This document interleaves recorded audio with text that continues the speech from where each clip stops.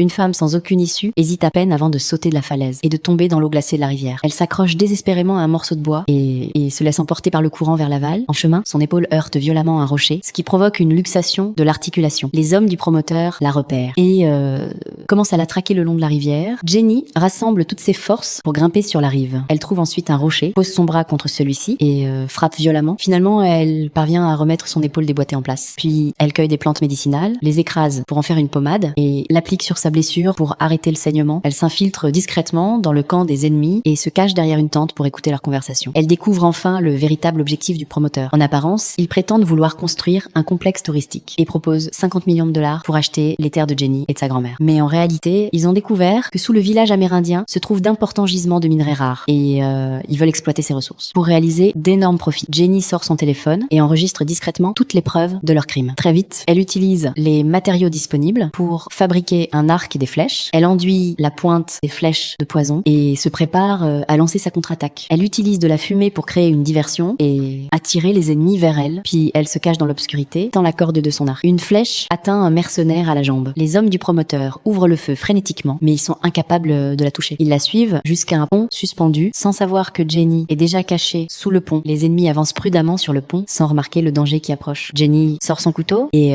coupe les cordes. Au moment où ils arrivent au milieu du pont, elle tranche complètement les derniers câbles. 2 mercenaires tombent instantanément dans la rivière. Une mercenaire tente de riposter. Jenny lui donne un coup de pied pour faire tomber son couteau, puis l'immobilise avec ses jambes en lui bloquant le cou. Elle la fait perdre connaissance, puis elle lui donne un violent coup dans le ventre et la projette dans la rivière. Les ennemis, par chance, parviennent à rejoindre la rive. Ils commencent alors à discuter de leur prochain plan. Jenny finit par les épargner, mais lorsqu'elle retourne au village, prête à révéler les crimes du promoteur, elle découvre que son foyer a déjà été réduit en cendres. Sa grand-mère, recouverte d'un drap blanc, est transportée dans une ambulance. À cet instant, Jenny décide de ne plus respecter les règles. Elle va utiliser sa propre méthode pour déclencher une vengeance sanglante.